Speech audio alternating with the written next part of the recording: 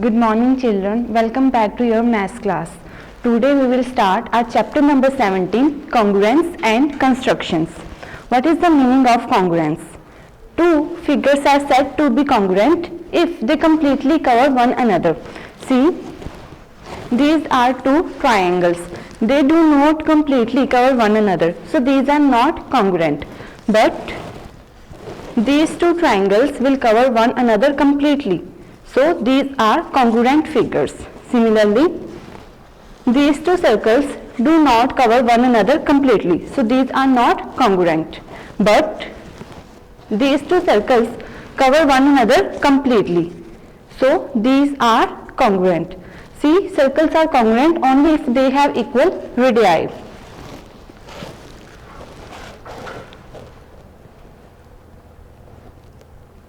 Now there are some rules on the basis of which we can say that whether two triangles are congruent or not. First one is triple S. If the corresponding sides of a triangle are equal, then these two triangles are congruent. And next one is ASA. That is, if one angle and corresponding sides and another angle of two triangles are equal, then those triangles are said to be congruent. Next one is SAS. If two sides of a triangle are equal and in between the angle is equal, then these two triangles are said to be congruent. Similarly, here is AAS. If two angles are equal and the third side is equal of two triangles, see, these two angles should be in series. These should be in continuity. So angle side criteria is there. And fifth one is RHS. Means one right angle. For this triangle should be right angled, and hypotenuse shall be equal, and the base or perpendicular either of one side shall be equal. So on the basis of these 5 rules we decide whether a triangle is congruent or not. And there is no any SSA rule. For this it is RHS rule. Next we shall do our exercise 17.1. Here is the second sum of the first part. So here we have to say whether these two triangles are congruent or not. See, these two triangles have this side equal to this side. These double dash lines shows that these two sides of the triangle are equal, and this side is equal to this side, and this angle is equal to angle A is equal to P angle. So these two triangles are not following a particular pattern, means side and angles are equal, but they are not in correspondence. Means this angle is equal, but it should be Q angle. Angle A shall be equal to Q angle. Then we said that these two figures are congruent. But here, in this case, these are not congruent. Next one is the third sum. In the third sum, we are given with a triangle PQR and another triangle SQR, and these are right angle triangle. So we have to prove PR is equal to SQ or QS. So in this given triangle, one angle is 90 degree.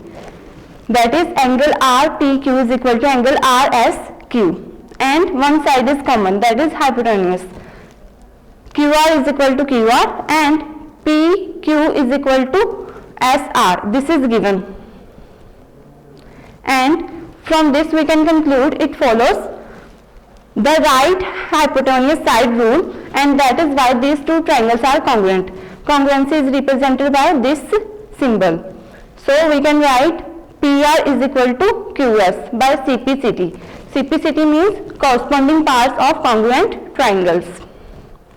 Next we shall do the fifth sum. In the fifth sum, there is AC and BD which bisect each other at O. Bisect means these divide O point divide these lines in equal parts. So if O divides in equal parts, we can write AO is equal to OC and BO is equal to OD. So these two equations are derived. Also, vertical opposite angles are equal. This one angle is equal to this one angle, that is angle BOA is equal to COD.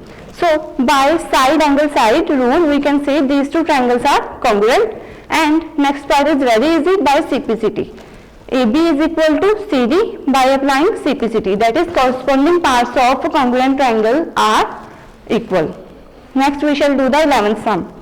In the 11th sum we have to prove AB is equal to FE. So here we shall take the triangle ACB and triangle FED. See here in this triangle and in this triangle what is common? There is a 90-degree angle common. Here we can write that angle. Then hypotenuse is also equal and BC is equal to ED. So it will follow RHS rule. So by RHS rule we can write these two triangles are congruent, and also by CPCT we can write AB is equal to FE. Now see in this figure AF and EB. So EB is common. We want to prove AE is equal to BF. So we can subtract the common part from the equation number 1. So subtracting EB from equation number 1, we will get AE is equal to BF, hence proved. Now we shall do the construction part, that is exercise 17.2. So first we will do the third sum. Construct an angle of 120 degree and draw its bisector. So how to draw an angle of 120 degree? Here are steps of construction. Firstly, draw a line AB of any length. Then with E as center draw a semicircle, and with P as center mark two arcs here. One arc will give us 60 degree and another will give 20 degree. Now with P as center mark an arc here, and with Q as center mark an arc here. So join AC, and this one point you have to pass the line through. So you will get a straight line. This is the bisector. So this one angle is equals to this one angle. So we can say ACAB. This one angle is the required angle because we have to draw the bisector of 120 degree. Next we shall do exercise 17.3. We will do the first sum of the third part. Here we are given with the xy is equal to 6 centimeters. So draw a line of 6 centimeter xy, and then angle y is 60 degrees. So with the y as center draw an angle of 60 degree, and here with the x as center draw an angle of 45 degree. So to draw an angle of 45 degree you can firstly draw an angle of 90 degree, and then you can find its bisector, and then join these two lines and you will get the answer. Also they are saying us to find the value of z. So how to find the value of z? We know all angles of a triangle, sum of all angles of a triangle is 180. So putting the values of x and y here, we will get the value of z. So subtracting 105, we will get z is equal to 75 degree. Now students, exercise 19.3. There are two sums 10th and 11th that are included in your syllabus. We have to find the mode of the given data. You can firstly arrange the data in the ascending form, and then you can see which number comes more time. So which number will come more time? It will be the mode of the data. So here you can, when you arrange it in the ascending order, you will see that 2 is coming for more time. So here the mode of the data is 2. Here 26 is coming for the most of the time in this data. So 26 is the mode of this data.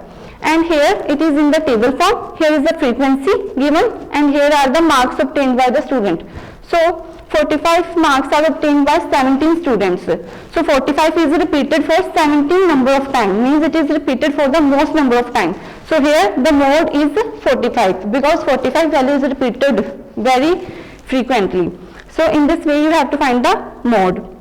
Now students, open your notebooks and note down the homework. You have to solve exercise 17.1, 17.2 and 17.3 in your notebook. Thank you.